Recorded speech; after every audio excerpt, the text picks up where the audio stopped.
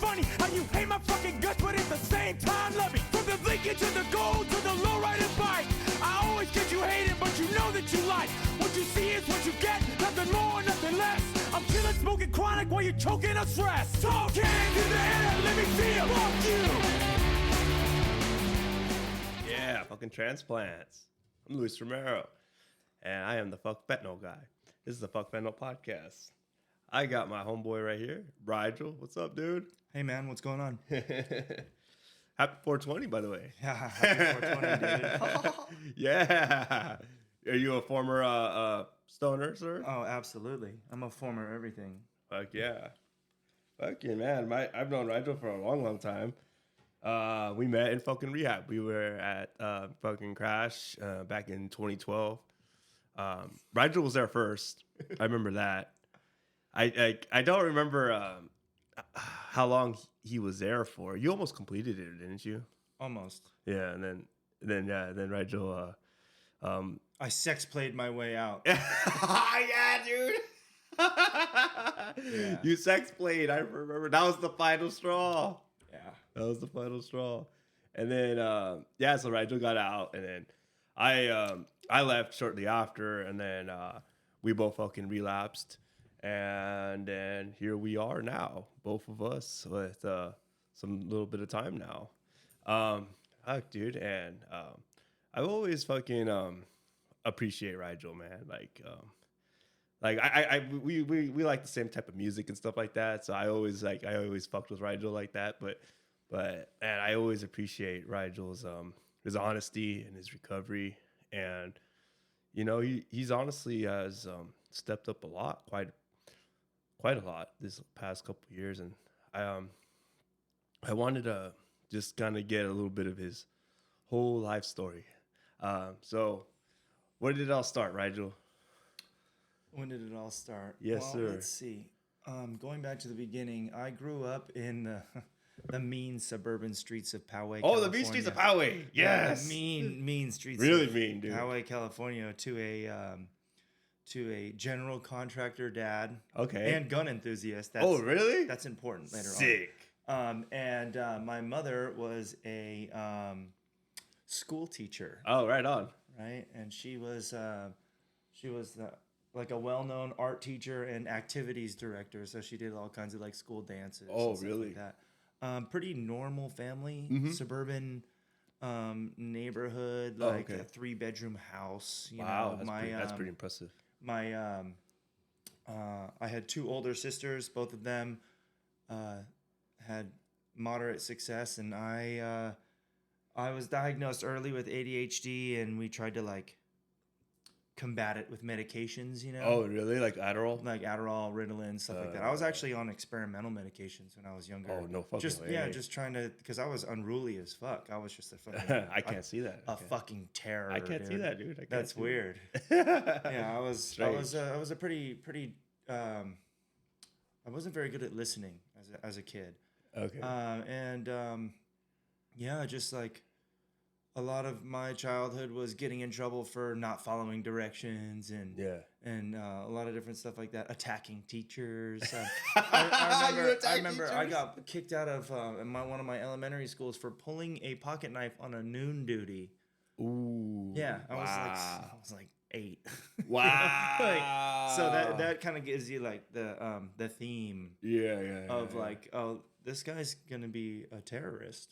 You know, like that's, and that was a future terrorist in the making. Exactly, just a future little fucking hellion, you know. Yes. And that's kind of how it was. I mean, and the family life was solid, you know. Like obviously no family's perfect. Right. But like realistically, you look back on it and it's like, yeah, dude, we went on family vacations. We did all kinds of fun, cool stuff. Like, I mean, I went to Disneyland like hundreds of times as a kid. Oh, fuck yeah. Like we were not like hurting for like positive experiences, you know. It's just like I think I was just like a curious little kid from the suburbs that felt different and wanted to be different and wanted to be cool. Right. I mean, it was the 90s, the early 2000s. It was Poway, Blink-182. Oh, yes. Jackass. Like, everyone wanted to be fucking cool. And then, like, we're like, fuck authority, right? Yeah.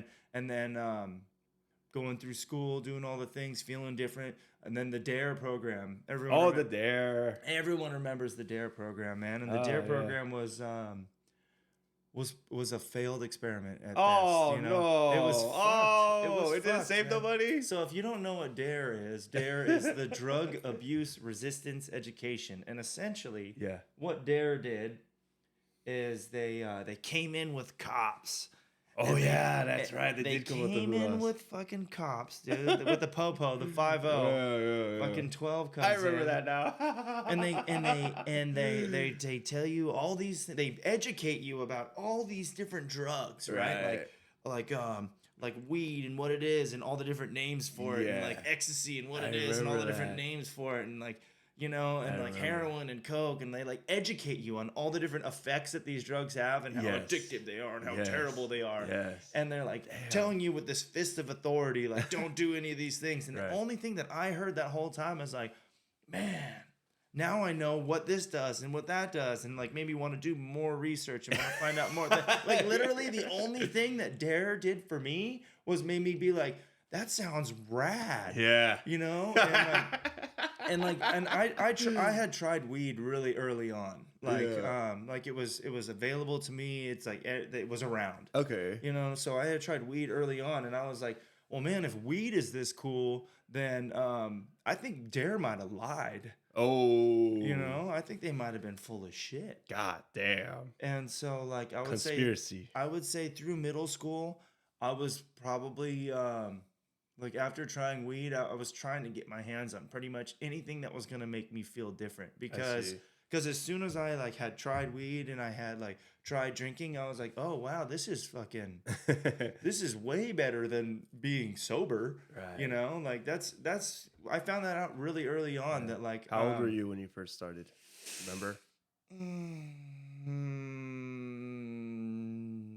Maybe 11. 11-ish. Okay. 10, 12. Something, you know, like you know, I wanted to like be cool with the cool kids that were like 13, 14, and they were doing shit like that. You know, so I was like, hell yeah, let's go. I would say like 10 or 11. Okay. Like middle of middle school. Okay.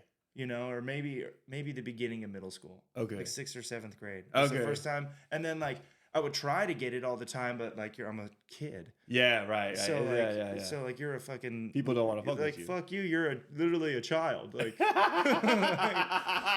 you know, I'm like, dude, I just want to get fucked up. You know.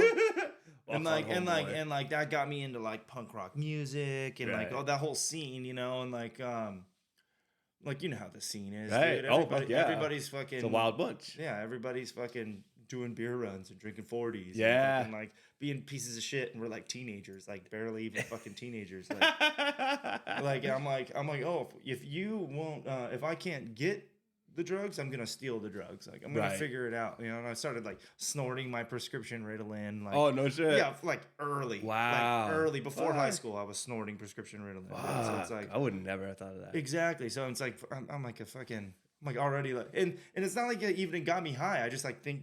I like wanted to be fucking cool. Right. Like you're like it was like a line of cocaine or something. Exactly. Like for me, like I wasn't even like that shit didn't even, it never got me high because like I needed it. Yeah. You're taking your medicine. So like, just like taking it wrong, you know, like horrible.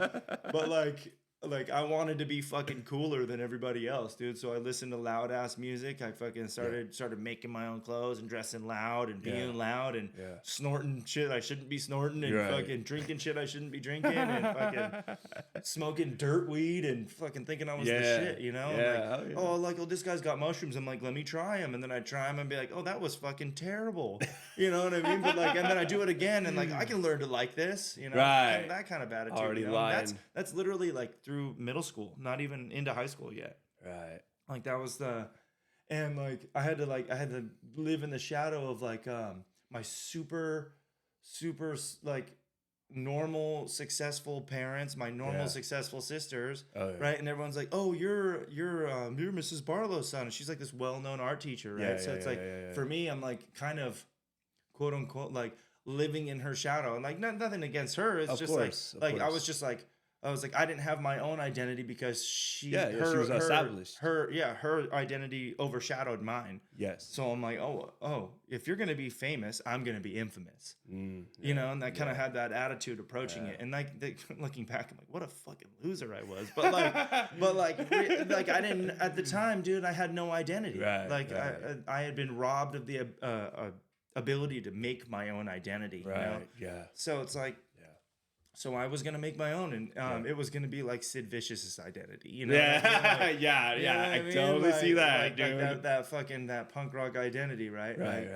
Like people are like, oh, I'm gonna be a cowboy, I'm gonna be an astronaut, I'm gonna be a heroin addict rock star. Let's go. You know what I mean? Right. Like I didn't think that early on, but like in my mind, that was my trajectory for sure. Early on, like. Right. And so throughout high school, I tried a couple of different. Career paths. Okay. You know, like I used to sell a lot of LSD. Oh. That was like my my original hustle. Oh, no shit. My original hustle, like as far as like all the drug shit goes. I've never done LSD. It's pretty rad. Is it? But you know, like fucking Bill W did it, you know. Like, let's be real. Like he was trying to kickstart that spiritual experience. So let's go. Like, come on, guys. And I would say like I had some pretty moderate success with that because like you can't take it all the time. So you, like it's just not something that you take all the time. So, like, it doesn't sound like it. You're able to like kind of sell it and only do a little bit because you can't do it all the time. So it's like you can't get high on your own supply type of deal. I mean, trust me, not for lack of trying. I was taking it all the time. It just doesn't work like that. Like what's it like it first affects? You gotta like recharge your brain. You know? It just can't.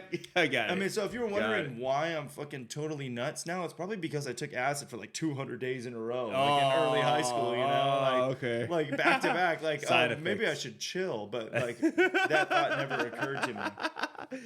Okay, now it's starting to make sense now. Yeah, exactly. So like I was that punk rock kid that sold acid and took a bunch of acid and just how to like that was my lifestyle, you know. And I would use that money to like buy the drugs I did want to use every day. So I was like smoking weed every day and like occasionally doing cocaine, you know, like shit like that. But like, and drinking, you know, when it was available, but like drinking didn't really take like a firm hold early on. For me, I was like a big old fucking stoner, 420. Yeah, 420. You know what I mean? Like for sure. Like, like I was a big old pothead, and then like I like taking psychedelics, and I like to like hang out and like party and play music and rock out and like and we would like, you know, like steal our parents' cars and like drive and like and drive them to concerts that we weren't supposed to be at and like sneak into the concerts like we weren't even supposed to be there, you know, like it's a 21 and up show and we like like hop the fence, and like I was going to concerts like constantly, like as much as I possibly could. I can't like that whole period of time, like I was quote unquote grounded, you know what I mean? I see. Okay. Like you try to ground a shithead, you know what I mean? Like good luck. Like I was unruly. I was not I was ungovernable. I see. You know, so like, and that sucked for them, but you know what? The government stepped in. They started I remember sometime in high school I threatened some kid with a gun. And then I got locked up, right? Like I fucking there was a Did you actually have the gun? It was an online gun threat. It wasn't even you know, where you're like but like wow. But it wasn't even it. Yeah, it doesn't matter because they like that was around the time they started taking shit seriously, dude, because it was like post Columbine and all that shit. So like you make a threat to somebody and it's like a big fucking deal, right? Yeah. So like I ended up going to juvenile hall. I think I want to say I was like 15 or 16. Oh, shit. I was pretty young. You went to juvie, huh? And then they sent me up to Campo. Nice. Yeah. That was my first Campo experience. Really? And you and I both know that was not my last. That is not the last. So and then it was basically like they had it like this weird like military camp. Yeah. Stupid I seen it. Do duck walks around the compound, like fucking push-ups in the snow type bullshit, you know. And then you had to go to school the whole time. I was there for like 100 days or something. Okay. Like, you know, it was like a nice little term for a little kid. Yeah. You know, and like I got out and I thought I was the toughest kid in school. You know what I mean? Yeah. Like I got back to the main street at Poway and like, you're the meanest in the. And I'm like, yeah, I just did juvie time, you know. And right. So like, badass. Yeah, and it's like it didn't really fucking matter. It was like it didn't make me any cooler. It didn't make me. The only thing I learned was that there was a bunch of there was racial politics. Like I was like, because before that, growing up mixed race, you know, like I didn't really even know anything about that shit. Really, you didn't know about politics? I mean, it didn't. I mean, in Poway, dude, there isn't really like. It's like a pretty progressive town. You know what I mean? Like I mean, now, like looking back on it, of course, there's like their little factions and everything like that. But like for the most part, like the crew that I hung out with was like we didn't care what race you were, dude. Like as long as unless the only thing I cared about race is that I won the race. You know what I'm saying? like that I was in first place at the end. Right. You know? That's the only care. race I fucking cared about was being the fastest. You know. And like that's what it was, man. So like the only thing that juvie really taught me was that there was like racial politics. Yeah, and so that was your first experience of racism. Yeah, and I was like, yo, what the and having every single deputy in there like speak to me in Spanish because I have darker skin. Oh my god! And I'm like, dude, I don't actually speak Spanish. I'm Chinese. You know? And they're like, shut the fuck up. Same shit, all right? Yeah, exactly. Same shit. You're like, no, not even close. You know what I mean?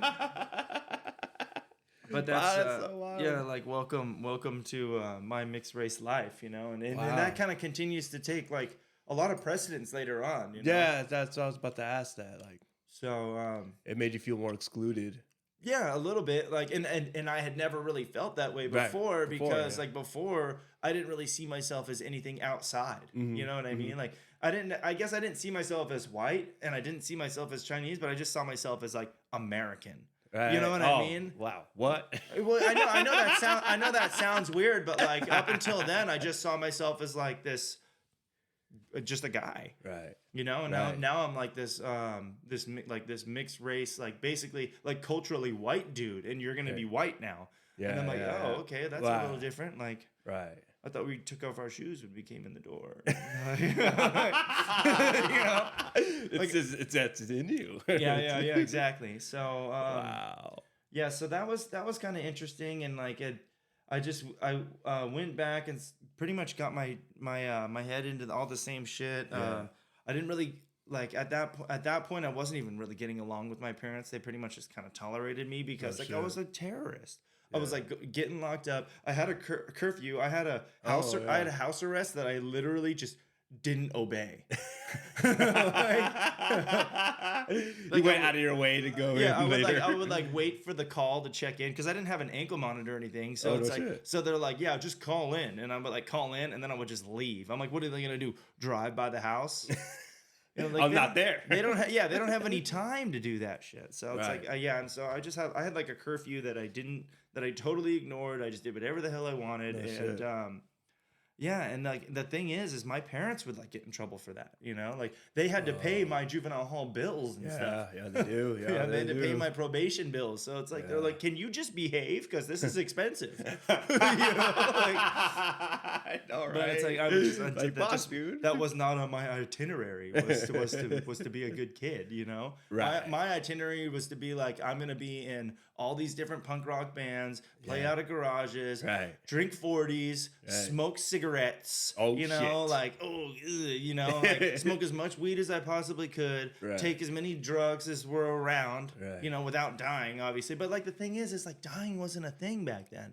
Like people were not ODing. Like when I started getting loaded, people were not ODing. That was like not a thing.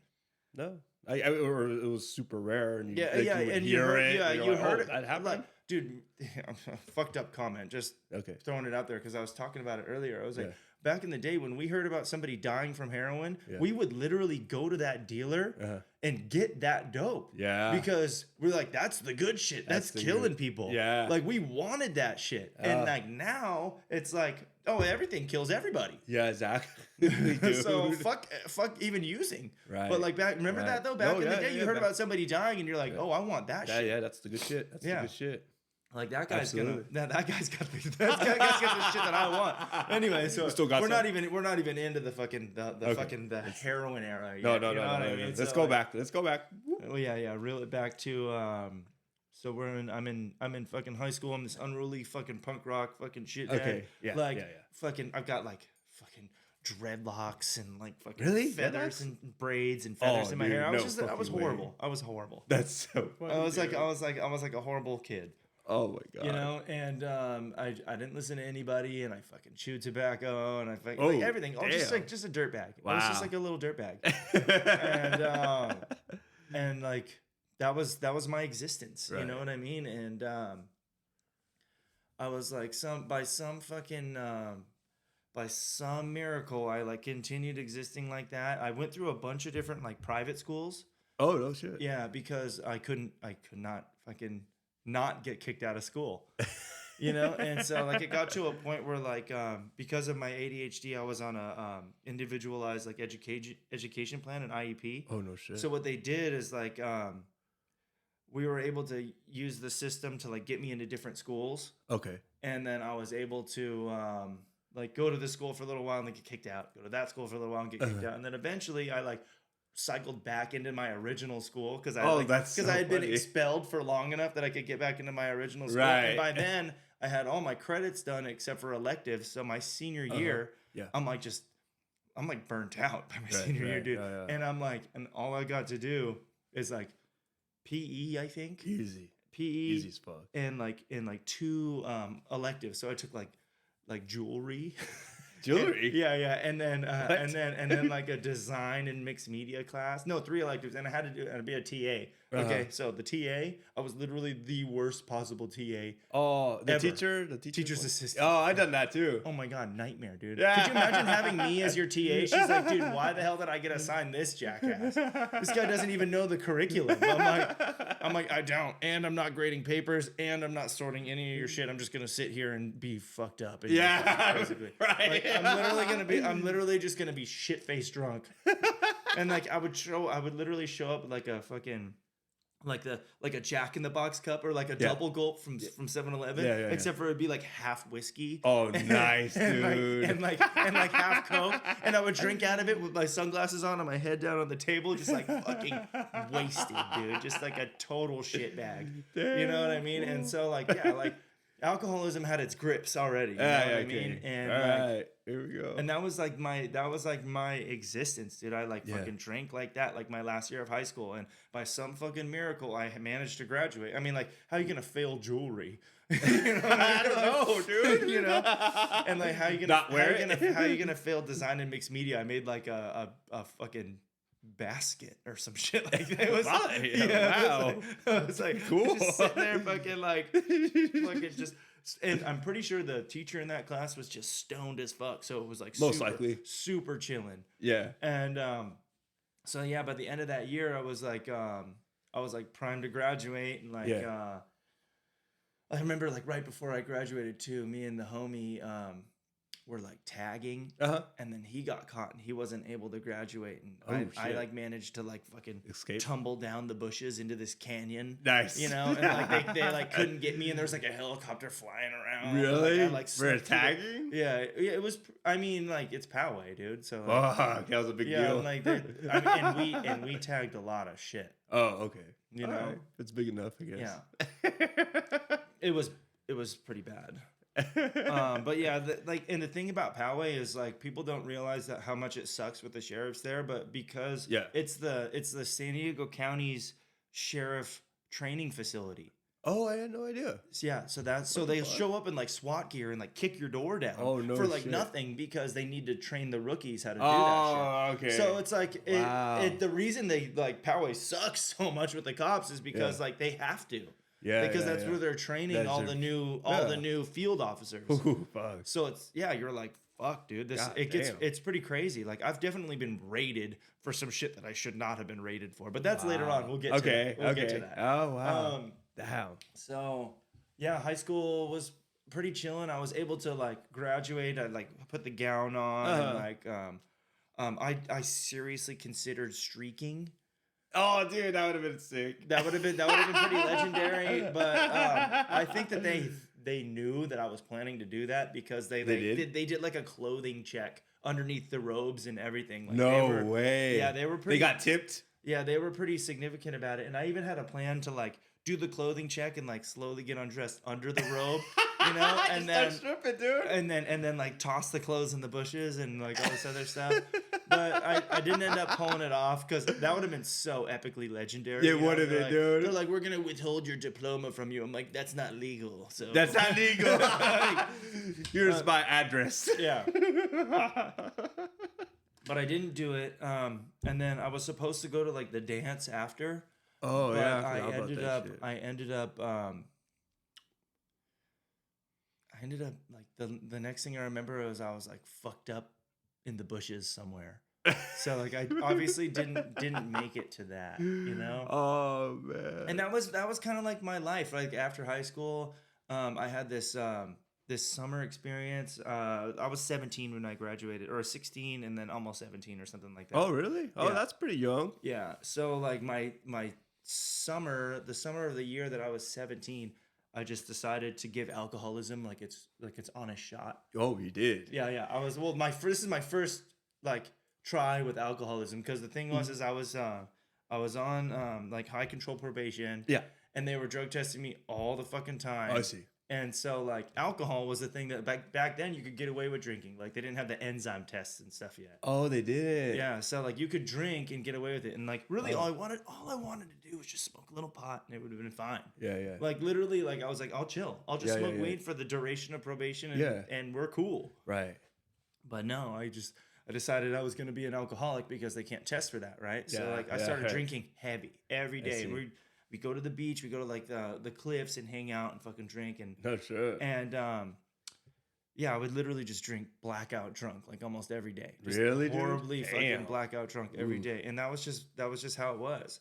And like at this point, like sure, I would have taken whatever drugs you would have given me, but like I had like the sense to be like, well, I can't do anything that's gonna fail a drug test. Okay. I was like that douchebag that was like, I'll do anything to pass a drug test except for stop doing drugs. Yeah. You know, like, How dare you? I'll do anything but that, dude. Like I'll fucking like, and I would like try to take spice and do all this. Yeah, all the Spice. I fucking. remember And spice that. is horrible, dude. First of Yeah. all, 100% would never recommend spice. It's horrible. It's a nightmare. Oh, wow. And then yeah, that just wasn't. Is for it me. still around? Spice still a thing? I fucking hope lot of not. it. I mean, weed's legal now. It's like like how does probation even say like you can't smoke weed? I don't know. It's legal. I don't, yeah. You know, so especially the state's fucking fine with it. yeah, it's like suck it. You know? I mean, that's my 420. opinion. 420. I mean, that's my opinion. Like, I think that like there's a lot of different roads to Mecca, and I think that a lot of people find recovery in a lot of different ways. Yeah, And some people can drink, you know, Yeah. like gentlemen, some people or ladies, you know? Yes, or yes. them days or whatever. We Yes, wanna yeah, say, you know? yeah. Whatever your pronouns are. Yeah. You can drink like a pronoun, you know. Yeah. Like and like some people can smoke a little bud here and there and be Right. chill, you know. Personally, I found that my case is a little different, but we'll get to that. Absolutely.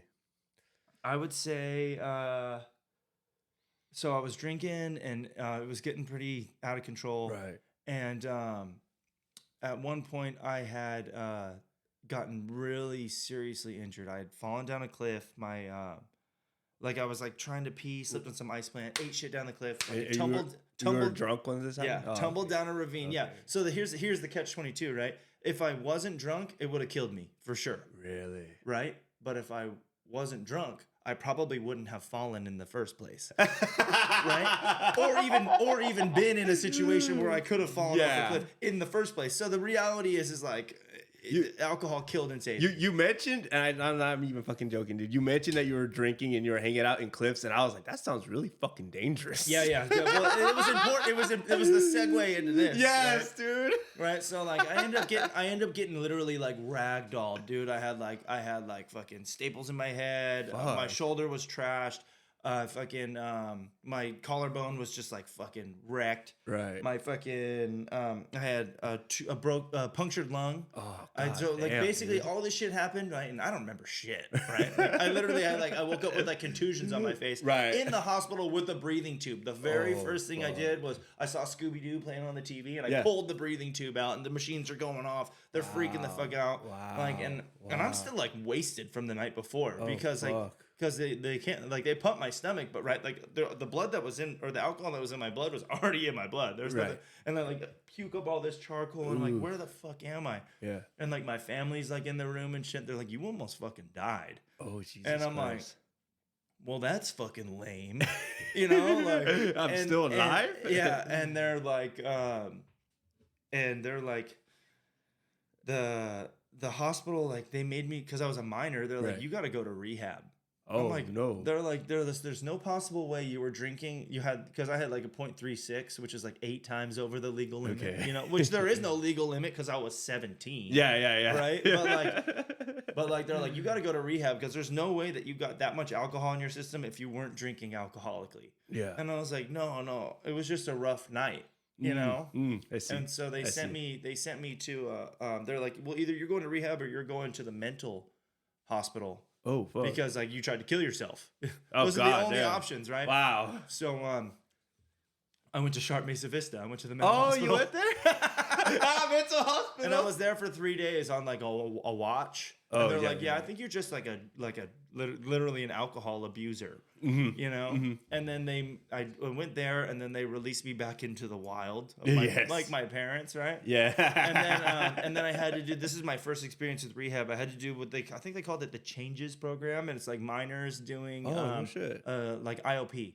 Oh, okay. And it was cool. Like I went home and did all the things I needed to do, and then I had to show up to groups, and they're like, here's your fucking like your DUI classes, and like really? They weren't DUI classes, but they were like, you got to read about this and alcohol and drugs in the system, and like I just fucking lied my way through all that shit to make myself seem like I didn't have a problem. Right. Not that I'd like. At the time, I didn't even really think I had a problem. I just knew what to say. Like, I'm smart enough to know what to say. Like you guys, like, fuck you guys. I'm 17. There ain't no fucking way I'm done yet. Dude. Wow. Yeah. I still got some fucking shit show to go through, you know? Right. And so like I go through all that, and I like manage to like kind of use and whatever through all that, and it is what it is. And then. So within that same year, I started going to college. Right? Like that was the agreement with my parents that I could stay living with them if I was going to college. And literally, I went to college for like 3 days. I went to college for 3 days and then lied to them to have a place to live. Yes. And pretended to go to school for half a semester. Okay. Like I would get like because I couldn't drive because I was a horrible person. Yeah. And I would get dropped off at the community college, and then I would just leave. And so, flashback. All right, so like after getting injured like that, they put me on pain meds. Oh, that's right. Yeah. And then I went through all those pain meds like fuck instantly. Oh yeah. I was like, I get drug tested for these, and I can have these in my system. Oh, fuck you. Yeah. Right. You know right. What I mean? So, right. So like I was like a garbage disposal for opiate pain meds, right? Nice. Opiates, what were they prescribing you? They had me on all kinds of shit. Oh no shit. Like all the good stuff. All the good stuff. You know, like fucking Oxy, fucking Norco. Oh, you know, like fucking good stuff. And like I was like, when I was in there, I was like on IV morphine. So it's like, like for me, it was like, opiate pain meds. I can take these and pass a drug test. Yes. Fucking let's go. Bet. Right. So like I'm like, and so now like literally within 6 months, I'm strung out on heroin. God damn. I mean, I think I tried smoking oxys for a little bit. Like, you tried smoking it? Yeah, and your it was own medicine. Cool. And it was I tried smoking oxys for a little bit, and it was it was cool, I guess, you know. And then right. And then like as soon as I found heroin, I was like, hell yeah, dude. And I smoked black tar heroin. Like I pretty much became immediately strung out after that. Right? First hit. Yeah. I mean, like not immediately, but like I was like, oh, this is it. Yeah. Like the first time I tried heroin, I was like, I had that like that wave, that sense of ease and comfort that it talked about in the literature of Alcoholics Anonymous. You know what I mean? Like that sense of ease and comfort when I remember when I did heroin for the first time, I was like, oh, this is it. Yeah. This hits. I'm home. Yeah. I've arrived. Yeah, you know? Sir. And so I opened the door. Yeah, exactly. So at this point I'm like doing heroin all the time, and like by the time I'm in college, I would literally like lie to go to school, and then I would just fucking do heroin instead of going to school. How dare you? Yeah.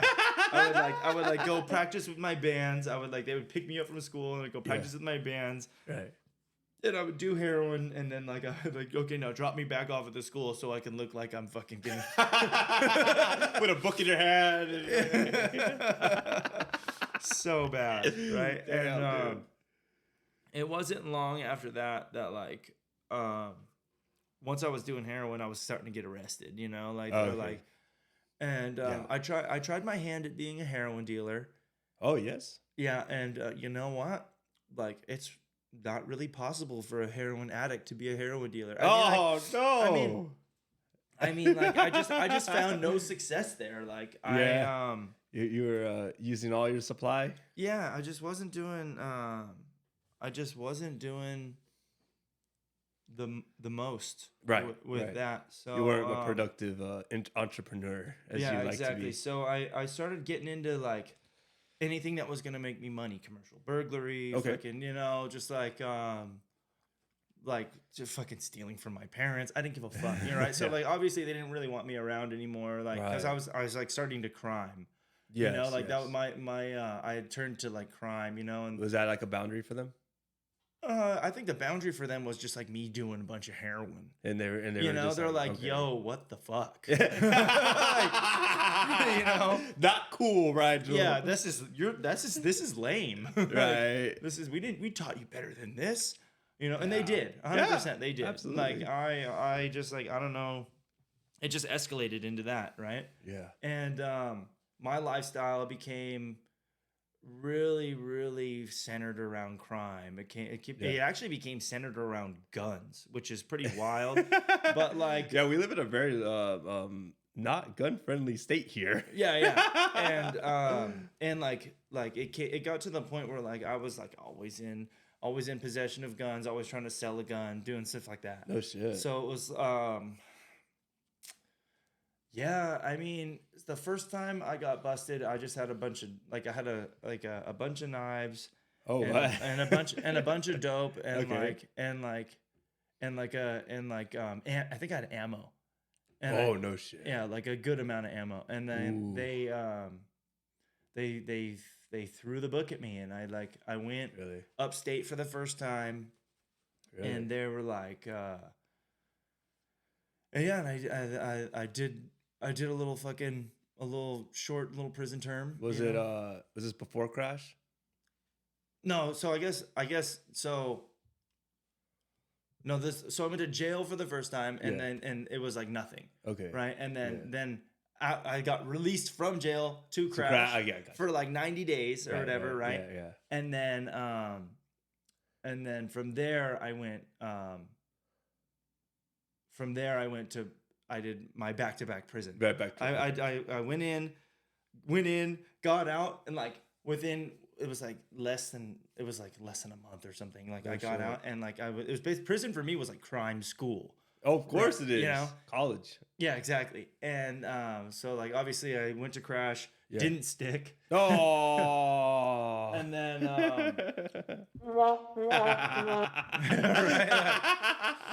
go figure, right? Like it's the practical program of action. I did no action. I got no results. Yeah, you know? Same here, dude.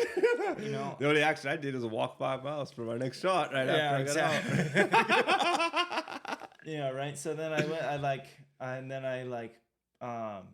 got really involved in a bunch of criminal shit, and then got arrested again, and then went to a higher level yard and did a little bit more time, and at least this time, like I see it as a benefit. Like a lot of people might not, but this time I spent over half of my, or about half of my term in single cell solitary ad seg. Oh, nice, Right? dude. So, like for me, that was like heaven. That, dude, Right? that's awesome. Like, What's up?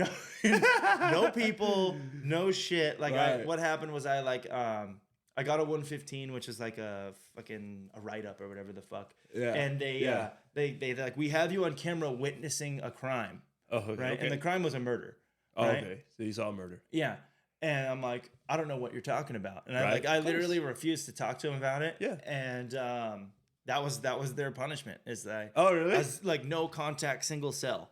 And like nice. so all I had was books and stores, and that's it. Oh, and wow. and food, obviously. Right, and I just had like, I broke it down into like a mental routine where I just like woke up, worked out, ate food, cleaned the cell, fucking cleaned myself, you know. Yeah. Worked out, ate food, read for like 10 hours, and then went to sleep, you know. Like, and that was like my routine, and I literally did that shit for 9 months, dude. Nice. Just like boom, boom, boom, boom. So it's like cool, you know. I would love that. Yeah, it was fantastic. It was the best. And then as soon as I got out of that and hit a yard, all I really did was I got a job, I got off work, and every day I would just like, I would either work out or like get a tattoo or like whatever you know what I mean? And it's like walk laps and fucking do pull-ups and walk laps. And like I was programmed, you know, at that point. So it's like, I remember, and then I got like, I got released, and I had nowhere to really go. They took me to the lighthouse, which is like, and I immediately AWOL'd the lighthouse, dude. I had like no fucking plans, dude. Like in my head, I was like, you know what I'm gonna do is I'm just gonna get strung out. You know, like that was my plan. Like I was like, I got $200, I could get a sack, right? And like it was fucked, man. Yeah. Like, there was like. Now thinking back, like, could I have probably benefited of just staying at the lighthouse and like having a solid release, dude? It probably would have been a good idea. Probably would have got me on my feet. But the thing was, I wasn't ready. Right. I wasn't ready to stop digging to reach my bottom. Yeah. You know what I mean? And so I fucking had to live like the homeless fucking loser lifestyle. Right. For a while, you know, and I did that, and I'm like doing the fucking homeless thing, and like living in cars, going from place to place, doing the whole fucked up thing, dude, just being strung out and like shooting heroin, shooting meth, fucking. And then like I would like try to stop by like drinking super heavily and like blackout drinking and like driving to fucking God knows where.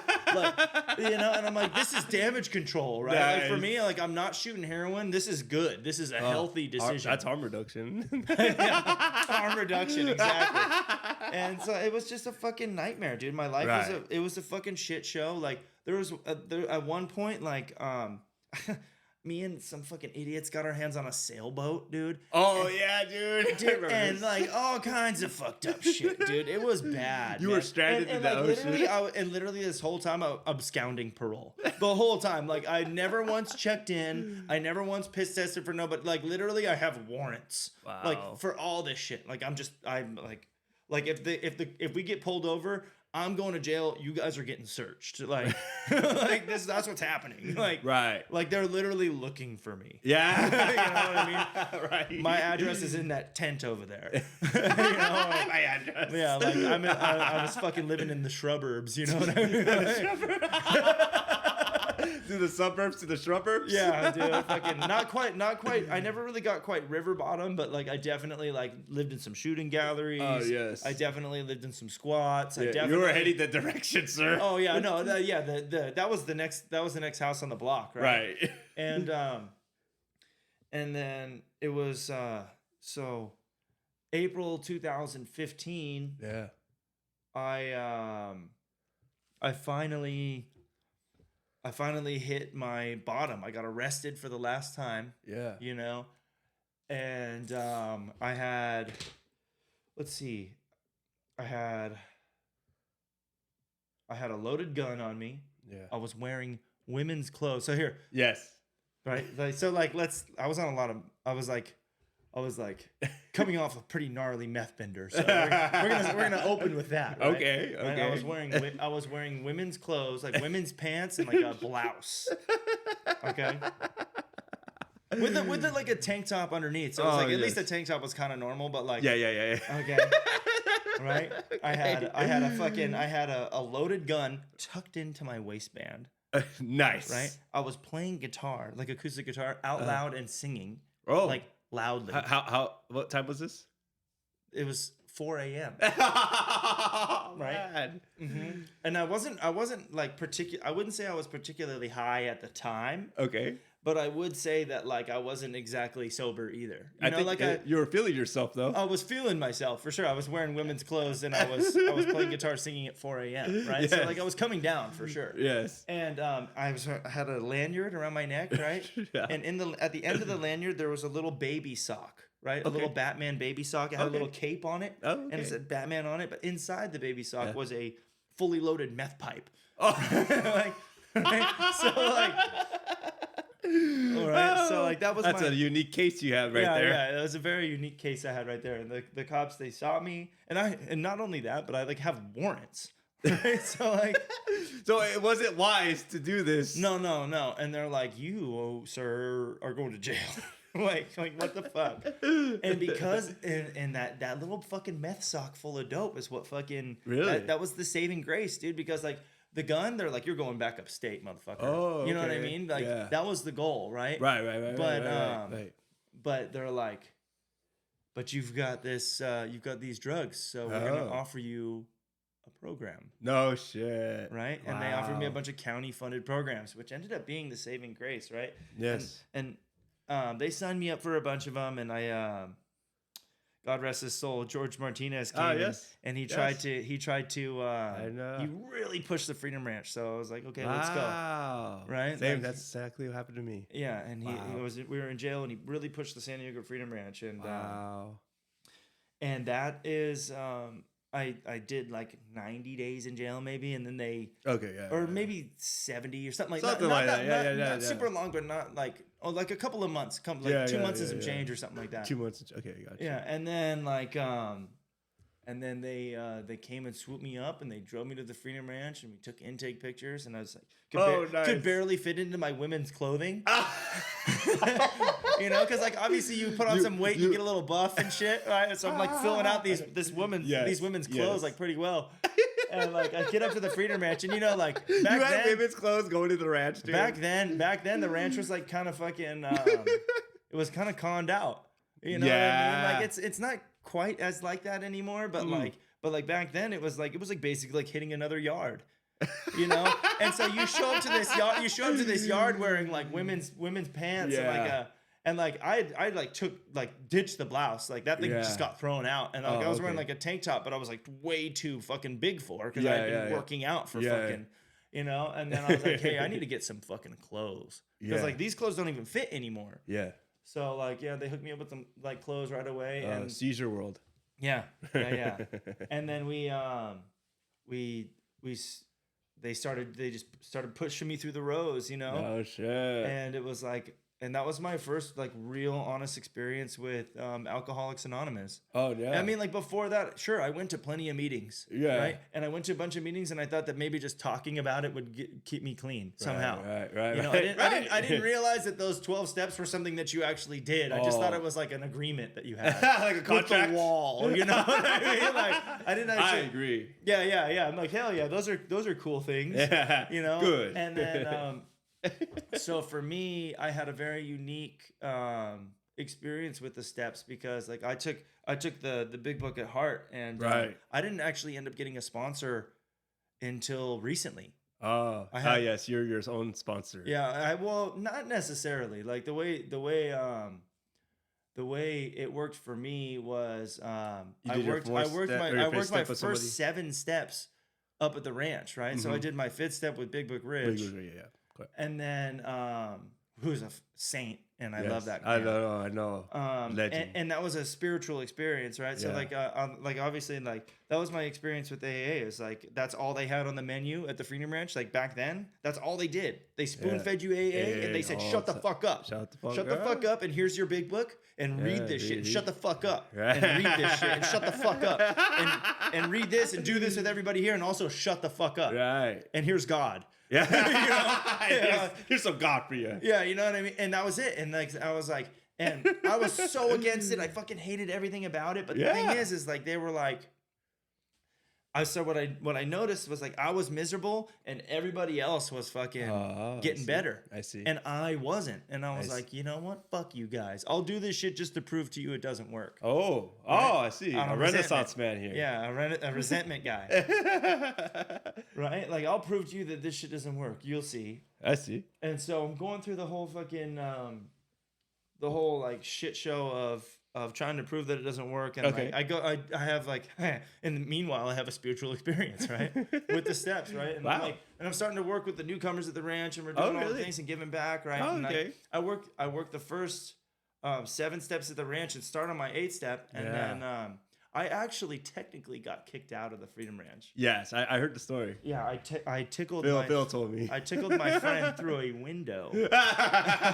And he broke the glass and it was like, oh, you know, whatever. And then, so it was actually when I first left the Freedom Ranch, I was still trying to get into Pathfinders, which is a sober house. Oh, yeah. Residential. You were trying to do that whole like go to the ranch and then go straight to Pathfinders after? Yeah. Yeah. And so I was still on the waiting list there and I would be going to meetings in the meanwhile I'm doing my steps still and like I'm guiding myself to the steps the way the book outlines, right? And then like so finding a sponsor, like it wasn't really high on my priority list. I see. Yeah. And by the time like it was time to find a sponsor, I had worked the 12 steps and I was sponsoring. So I was like, well shit. I mean like like it never really came upon organically. No, I see. Have you ever asked anybody? Oh yeah, I mean I obviously have a sponsor now. No. But before, did you? No. It just I never really found somebody that had what I wanted. I see. Then you know, and I don't recommend that to anybody that's like new with the program. But that's just the way it worked for me, and I want to be honest. That's just how it happened to you. You know, that's exactly. I just wanted to be honest, and that's just the way it happened for me.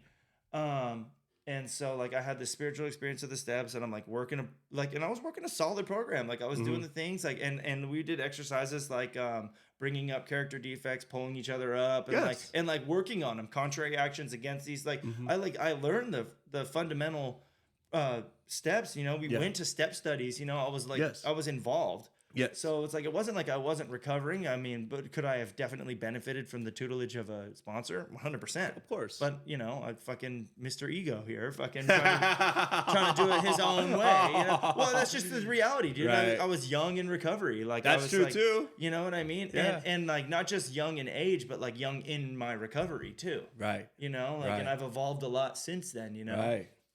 And so like, yeah, and I continued to work a program and I was like kind of pseudo homeless. Like my parents kind of sort of let me stay with them. Oh, okay. You know, and like let me borrow a car and like nice. all I would really do is drive it to meetings. Occasionally I'd work for my dad. He'd pay me some cash. I'd be able to buy gas and stuff like that. Oh wow. But like for the most part, like I was like kind of pseudo homeless, you know what I mean? Like and like I would stay with friends down there and like I would go to Pathfinders every day trying to get in. Because like that was my plan. I was still trying to get into Pathfinders. I was on probation. My probation officer wanted me to go there. Okay. And like I was like, cool, yeah, I'll do it. Like I was like gung ho for recovery still. Yes. And I was on that waiting list for like months, dude. Months. And Really? other people below me on the waiting list were getting in. So that's fucked it was up. a personality issue, you know, because I'm a little bit fucking crazy. Oh, especially back then. I was a little unhinged. You know? Oh man. And so I started doing like odd jobs here and there. Yeah. And then next thing you know, like I was like working for my dad pretty much almost full time at this point.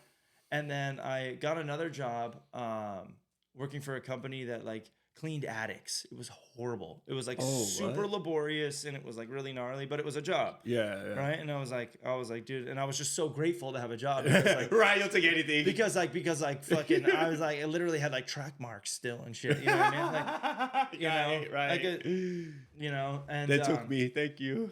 Exactly. And then, yeah, can I lick your boots, sir? Yeah, like, seriously. You know, right. And like, I was like, hell yeah. And then like one of the electrical contractors that my dad had hired or whatever, because he's a general contractor. One of the electrical contractors that my dad was working with at the time, and he was like at the same bar that we went to, was like, what happened to your kid? Yeah. And he's like, oh, he's cleaning attics now. And he's like, that fucking sucks. And so next thing you know, I get a call from him. Okay. And he offered to hire me like on the spot. Oh, shit, you know? And so I was like, well, shit, I might as like, if I'm going to get a job, and like, if I can stay here, I'll stay here. And if I can't, then I won't. Right. Yeah. And it was like doing solar and like other electrical shit. Okay. And honestly, that's the job I still have. To this day? To this day.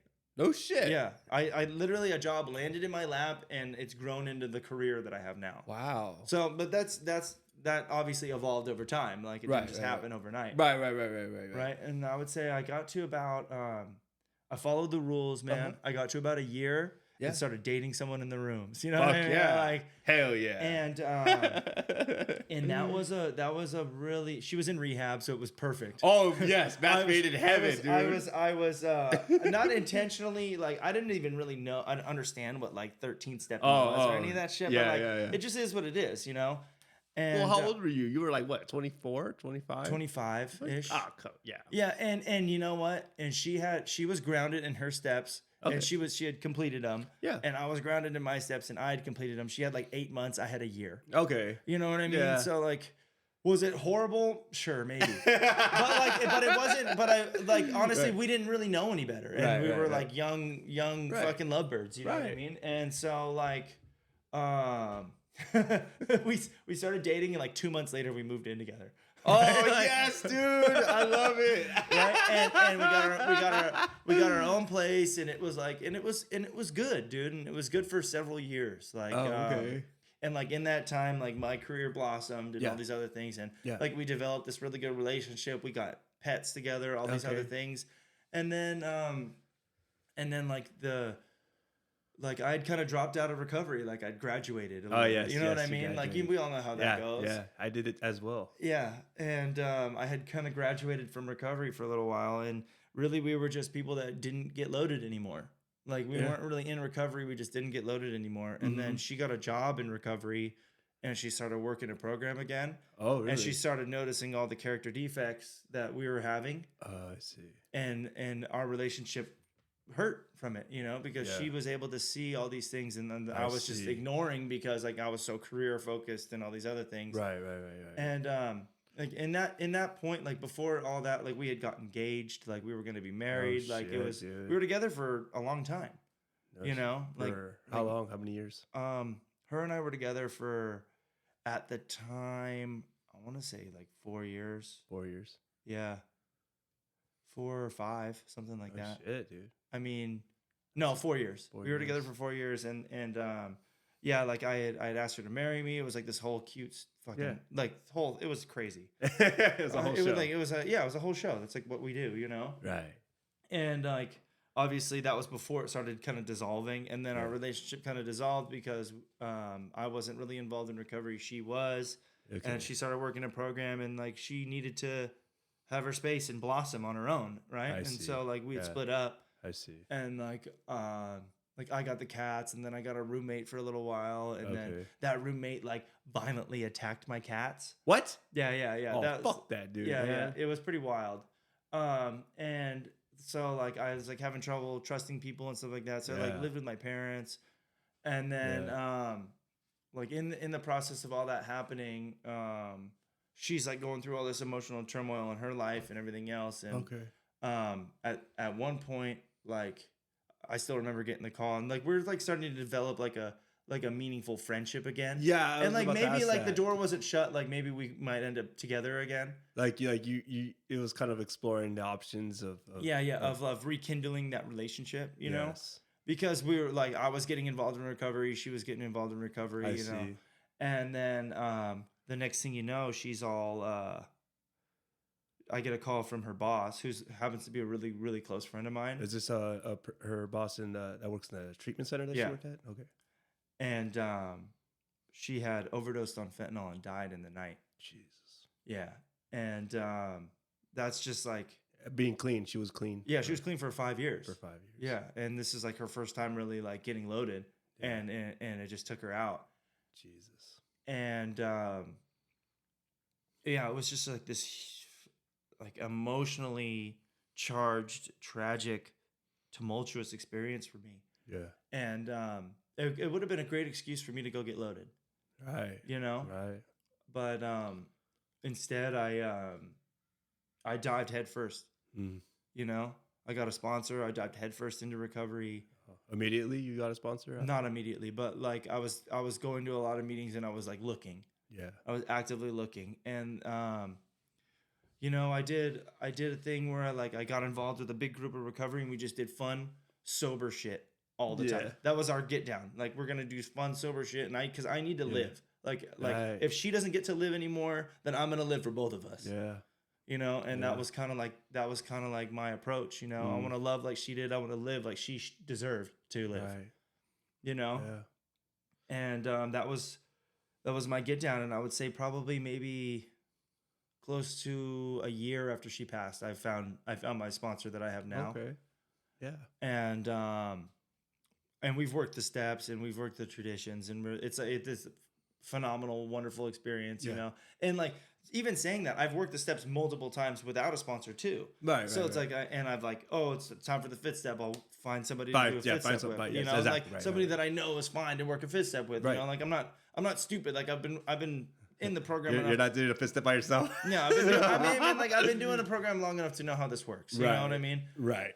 Just like I just like was like a purist, you know, in my thinking, and now it's like I understand like the process of doing of having a sponsor and like the therapeutic value. Exactly. And then so we're I've just been like super involved. I've got I've had sponsees that make it, sponsees that don't make it. I got one that's got 11 months. Right on. You know, I've got one who's a girl that has more time than me. A girl. Yeah. Do I know her? You do. You do. And it's just wild. It's wild because like I normally would never think to sponsor a girl, but she approached me, and somehow the message of recovery that I have was something that resonated with her. So I asked my sponsor, I'm like, yo, dude, is this gonna work? Like I don't want to like you know, I don't want to deny this person a recovery, you know, because of whatever fucking superstition that fucking the 12 steps have against male-female sponsorship. That's kind of all a little bit of bullshit. It's a gray area. Yeah, it's a gray area. You know what I mean? And we went for it, and thank God that we did, because honestly, it's the fit is phenomenal. Right. Like literally, she's a phenomenal sponsee for me, and I'm a phenomenal sponsor for her. Right. And we would never have known had we not given it the chance, you know? Right. So like if that's something you're on the fence with, like the main questions you got to ask yourself is like, are you guys physically attracted to each other? Because it's an intimate process, is this and you don't want to do it. Yeah. And you don't want to like put yourself in a position where either of you can be vulnerable like that. Yeah. Because, and like to be a threat, like, cause you are going to get vulnerable. Yeah. And you don't want it to become like, you don't want it to become romantically intimate. Absolutely. You know, because that's not cool. Absolutely. You know, because you're in a position of quote unquote power almost. Yeah, you know, they have to look up to you. Like the way a fucking sponsee relationship works is like, if I don't look up to you, this ain't gonna work. You know, and that's another reason why it took me so long to find a sponsor. Almost, Like I have to respect your program, dude. And Absolutely. Like I see a lot of people work a shitty ass fucking program, and I'm like, I don't want this person to be my sponsor. You Absolutely. Know what I'm saying? So like you could be 30 years. My sponsor right now is like literally a fucking saint. It's like you read the 12 and 12, and it talks about the fucking the bleeding deacons and the elder statesman. Right. And my sponsor is a textbook elder statesman. He'll just sit there and nod and smile and then wait for him to ask you some stuff, and he'll be like, all right, I'm gonna tell you my feedback, you know. And he's just like, he's not that elder too. That's what's funny. Yeah, I know. But he is. He's like wise beyond his years for sure. He's fantastic. He's an old man in a young man body. Yeah. It's crazy. And so I fucking absolutely adore him. Yeah. And the process of going through steps with him and working a program with him have just been incredible, you know, and also working the steps with my other existing my other sponsees. It's just incredible. There's nothing that I can describe that's like what it's like watching the light turn on for someone else and then having them like experience recovery for the like, you're like, dude, this is wild, you know what I mean? Like I'm helping this guy save his own life. I'm helping this woman save her own life. Absolutely. You know, and like for me, like that's the meat and potatoes. Like, dude, the fucking dirtbag, strung out heroin addict, junkie, convict piece of shit. Right. Can like come in, and use all those elements of my life, right? That like this grieving,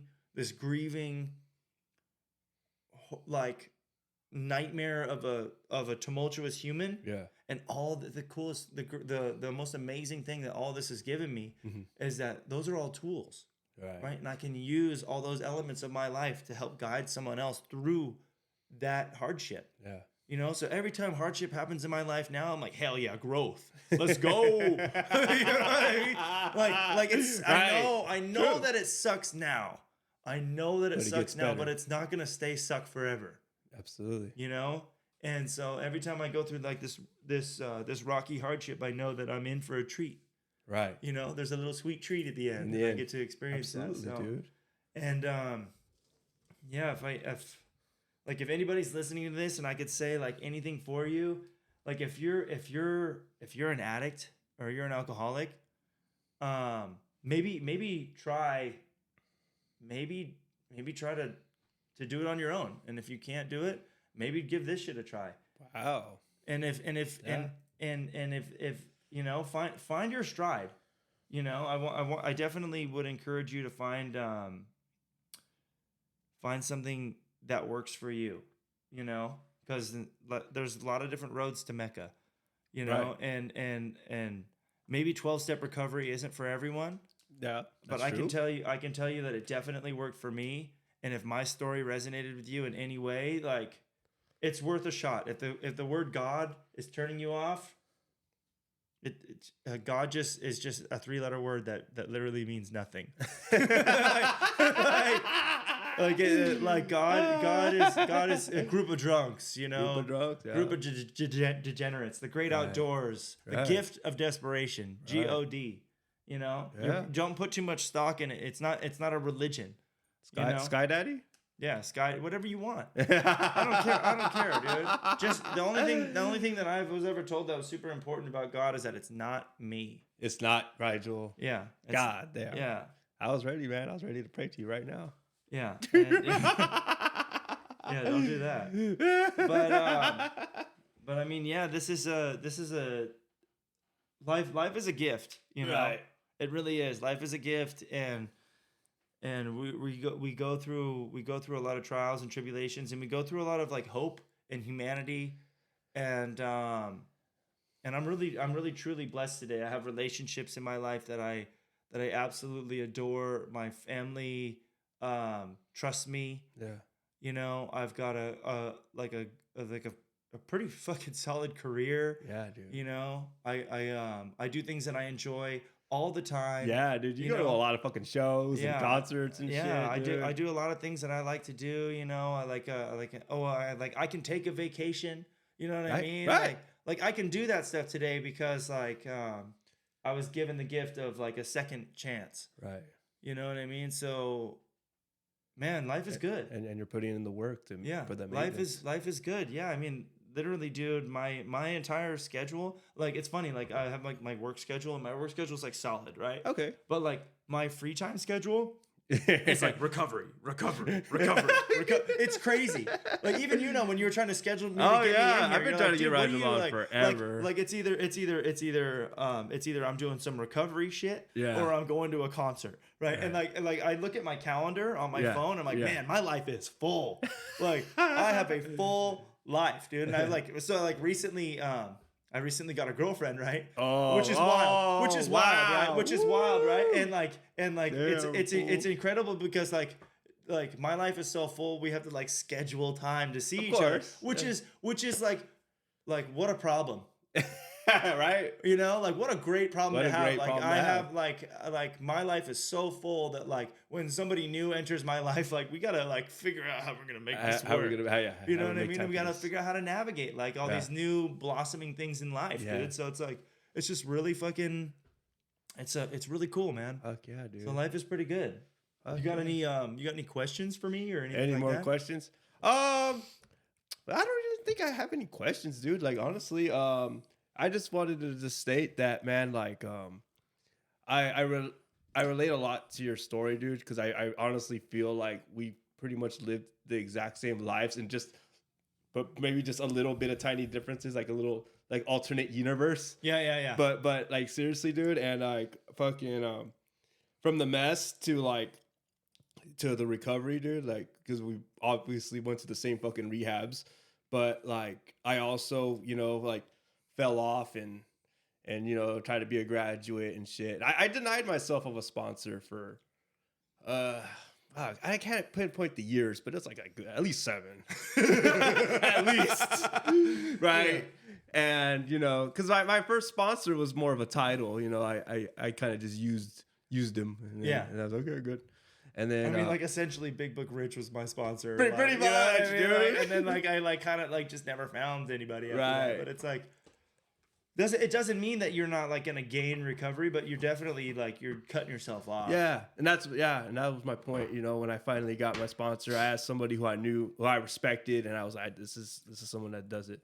You know, Yeah, regardless of time too. Because Right, my right. sponsor actually technically Has less time than you. He does. He does, he so. came clean about having like less time because he like had an honesty thing. Yeah, And that yeah. and dude, I like respected him 10 times more because Yeah, of it. yeah, But it's yeah, like yeah. for me, like Absolutely. sobriety, recovery, it's not length of time, it's peace of mind, right? Peace If of somebody's got the peace of mind that I want, I'm gonna go for that. Yeah. Way more than like you can have 30 years and I don't give a shit Yeah, about your yeah, 30 yeah. years. Because And- like if you're miserable, then I don't want it. I know plenty of people like that. Oh, Like, me too. that been clean and sober probably since I was born, and they are like, you know, just clicky pieces of shit. yeah, you're like, damn, you're just gonna run with this, huh? yeah. That's wild. Okay, all right. So That's the wheels wild. fall out. Yeah, exactly. Like that's cool, I guess. I'm good with that. So yeah, you know, when I finally got my sponsor, man, I finally I understood that relationship, and I value it, man, so fucking much. And you know, just I think was it last week? Yeah, it was just last week. You know, I had my first token from a sponsor, and it was from him. And you know, the dude gave me a fucking cake too, like a giant. I'm like, what the fuck am I supposed to do with a whole fucking Albertsons cake and shit? Yeah, like get out of here. I'm like, what the? Are you trying to kill me with all this shit? Yeah.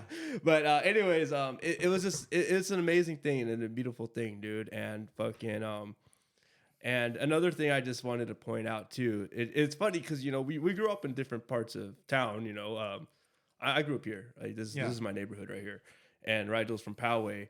And it's pretty fucking wild though, like how you know Rigel knows one of my buddies growing up, Justin, who passed away like 5 years ago from an overdose, and then Rigel knew my best friend Phil, who also passed away a couple years ago now, close to it now, and it's just but you know I say this, right, is because Rigel, you know, is really aware of the severity of addiction, and that this fucking this disease is taking a lot of people, man, and like especially with the fentanyl epidemic where people are just dropping like left and right. And you know, Rigel's like kind of a prankster, but he takes his fucking recovery really fucking seriously, dude. And it's one thing I really admire about him. And I really appreciate everything that he does, dude, for people in the recovery community, man. Because I really, truly believe that Rigel really makes a difference to a lot of people. And I appreciate you, dude. You know, Yeah, I appreciate you too, man. Thanks, man. And dude, I definitely oh, how long have you been clean now? So you're now April 5th, 2015. So I just recently celebrated 9 years. Yeah. I had to do that one. Yeah, But yeah, dude, I fucking appreciate you, man. And like again, dude, like like I like seeing your growth, dude. I'm really hoping, man, that I like here. It just makes me happy to see you succeed, dude. Yeah. You know what I mean? It really it goes like, wow, like this is fucking awesome. You know, we're two fucking straight up don't give a fuck junkies. Yeah. You know, and Fucking with a couple of fucking W's, dude. and a couple of W's, right? What's up, dude? You know what I'm saying? Like, we come in with a couple of W's, like, what's up, dude? Yeah, like, dude. You've got over a fucking decade. I Yeah. got fucking 9 years. I remember coming through the ranch and being like, wait, Luis? Like, fucking, like, because I remember when you came into Crash, you were strung out. You were skinny as fuck. You had like a fucking, and I was like, oh, I like this guy. He's wearing a Motorhead shirt. Yeah. I'm like, hell yeah. I was like, this guy's the homie right here. Yeah. Dude. We're gonna get along right away. Right. And you were strung out and skinny, and then I went through the Freedom Ranch, and then Phil was talking about you at the Freedom Ranch, right? And he was like, yeah, he's got 2 years now. I'm like, shut the fuck up. Ain't nobody got no fucking 2 years that looked like that. Dude. And you did, dude. Sure as shit, you did, and you were involved in I was straight off the streets. I had fresh marks and everything. Me too, dude. man. It was a shit show, man. When I remember having fucking all the remember my boss that I have now hiring me with track marks, like a total risk. You're He's like, oh god. He's like, we're gonna go for it. We're gonna go for it. I could probably get some kind of tax write-off for this. I gave this guy a chance. You know what I mean? And then now I'm like one of his top guys. You know what I mean? It's like awesome, fucking crazy. Man. Like just to think about that shit. Like it is what it is, man. Like we're fucking running the show for him and shit. Yeah. It's like fucking wild. Fuck yeah, dude. You know? So life is good, man. Yeah, I've been really, really, truly blessed with a fresh start. Right. You know, and definitely didn't come without hardship. You know, there's a lot of really fucking rough shit in there. Yeah. But the reality is I wouldn't trade it for anything, you know? Yeah. So absolutely, man. Here we are. Yeah, sir. Thank you for coming on again, bro. Thanks a lot, man. I love you, dude. I love you too, man. Thanks for having me on. All right. Goodbye, everyone.